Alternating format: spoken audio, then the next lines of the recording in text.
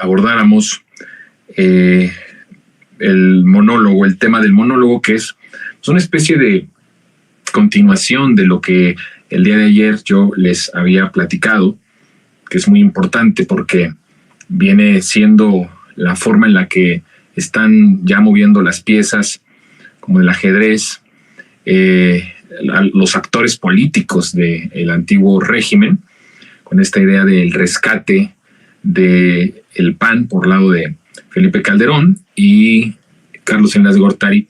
Siempre fíjense que es interesante porque Salinas siempre como con un paso adelante, porque ya él mismo sabe que las franquicias que ocuparon para saquear, para desangrar al país, para todo el saqueo, la pobreza que provocaron, pues ya están bastante debilitadas. Estoy hablando del PRI y del PAN, ya son marcas muy, muy repudiadas.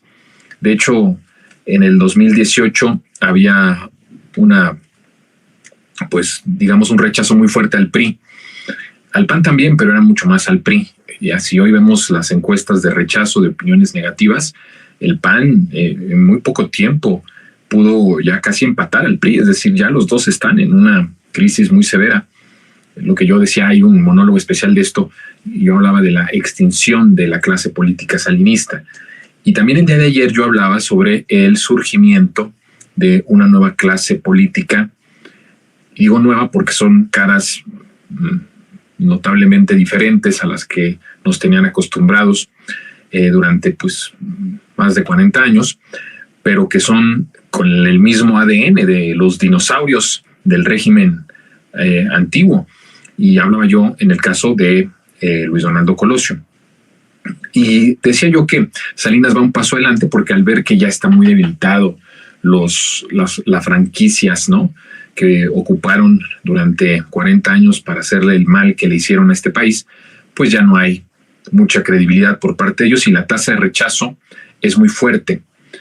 De hecho, fíjense que hay un dato interesante.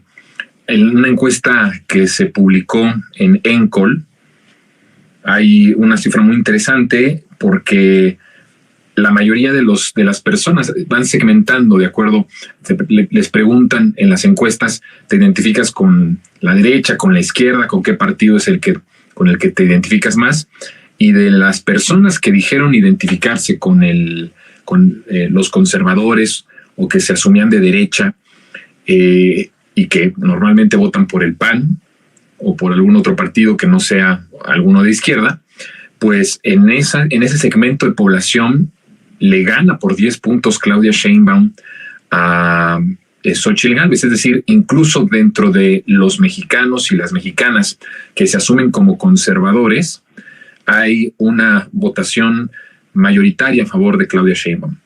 Me parece que era un 48 contra el 38. 48 Claudia, 38 Xóchitl Gálvez, 10 puntos de ventaja. Es bastante 10 puntos de ventaja en el sector conservador. Que Claudia Sheinbaum esté ganando por 10 puntos a la candidata de la derecha en el segmento en donde tendría que arrasar Xóchitl, pues habla mucho también de algunos factores que a mí me parecen bastante interesantes y que podríamos tal vez analizarlos en los siguientes días, en los siguientes monólogos de Resentidos.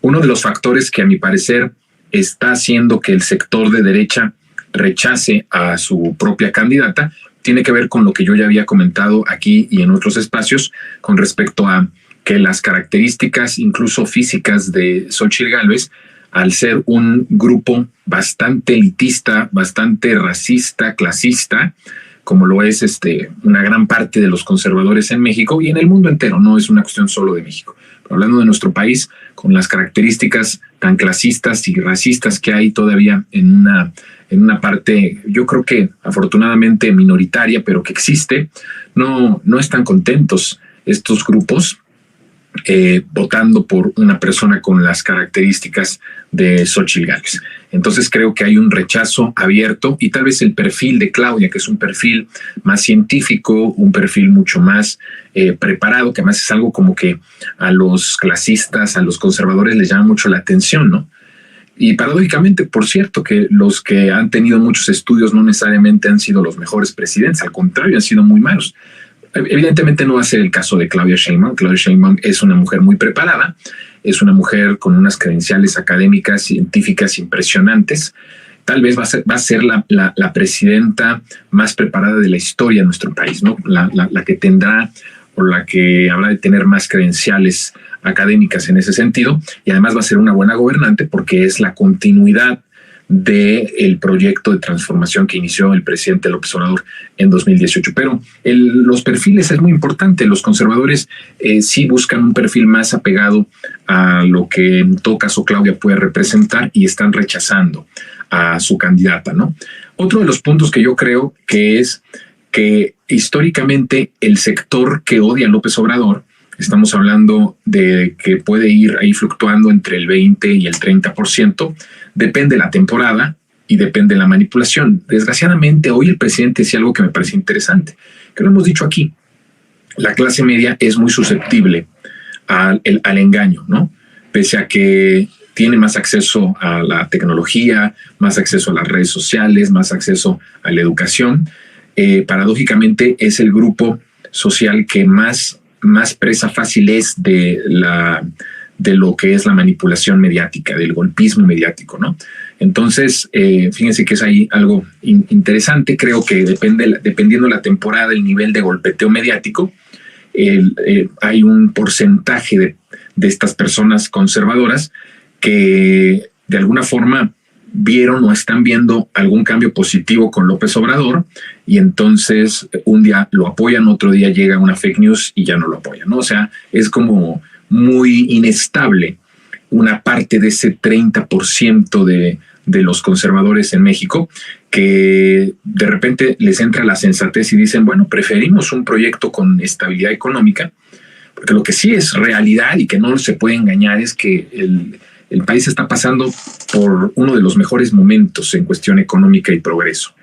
O sea, estamos en los momentos en materia económica, progreso, en la cuestión social, en la cuestión del bienestar, en los avances tan significativos en esta materia, que es una de las materias, yo digo que la fundamental, la más importante.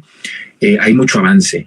Y entonces hay una parte de estos conservadores que dicen, bueno, la realidad es que sí, no fue el peligro para México que nos decían, no fue la amenaza que nos dijeron a través de la comentocracia, a través de los spots de la propaganda política, y entonces pues de alguna forma apoyan al presidente o en algún momento lo han apoyado. Entonces creo que hay este 10%, tiene cierta lógica de que va cambiando, pero que en realidad sí están más conscientes de que la opción, tal vez para ellos no la mejor, no la candidata que ellos quisieran, pero en comparación a Xochitl, con todo lo que significa que ha habido un proyecto de estabilidad económica que ellos, la verdad es que es impresionante. A ellos en realidad no les afectaría tanto la estabilidad macroeconómica o la desestabilización macroeconómica, pero en verdad le tienen tanta importancia a esto como si tuvieran negocios que estuvieran en la Bolsa Mexicana de Valores, ¿no? En el Wall Street o en alguna de estas bolsas internacionales. En realidad, muchos de ellos son pequeños, medianos empresarios, pero pues que obviamente están muy lejos de ser y tener las ganancias de los grandes potentados, pero le tienen tanto pavor a estas cuestiones macroeconómicas y le ponen tanto interés a esto que en realidad, pues, si hay estabilidad económica en lo macro, ellos también dicen, nosotros estamos en la economía macro y entonces nos ha ido bien, estamos estables, ¿no? Entonces, son cifras alarmantes.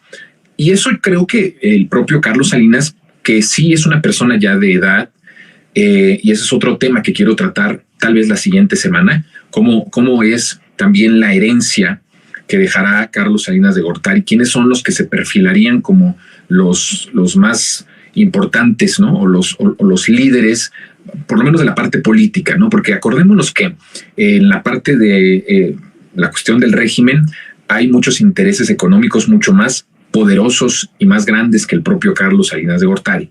Pero estoy hablando de una persona que ha sabido trazar el proyecto, que ha sabido mover los hilos de la política nacional, de nada más y nada menos de crear el sistema más injusto, o uno de los más injustos y más crueles del mundo, cuando él fue presidente de la República e impuso el sistema salinista, este proyecto transeccional. Entonces, bueno, en el nivel político que maneja Carlos Salinas de Gortari, que además ayer también decíamos, no es lo mismo Marco Cortés a Felipe Calderón, no es lo mismo Alito Moreno a Carlos Salinas de Gortari. Vamos a hablar de la sucesión también de Carlos Salinas de Gortari, porque efectivamente es una persona que ya es grande, digo, todavía no es una persona anciana completamente, ¿no? Pero ya tiene sus años, de tal forma que también, evidentemente, ellos van preparando la herencia política y lo estaremos hablando la siguiente semana. Pero en lo que quiero recalcar es que el expresidente Carlos Salinas de Gortari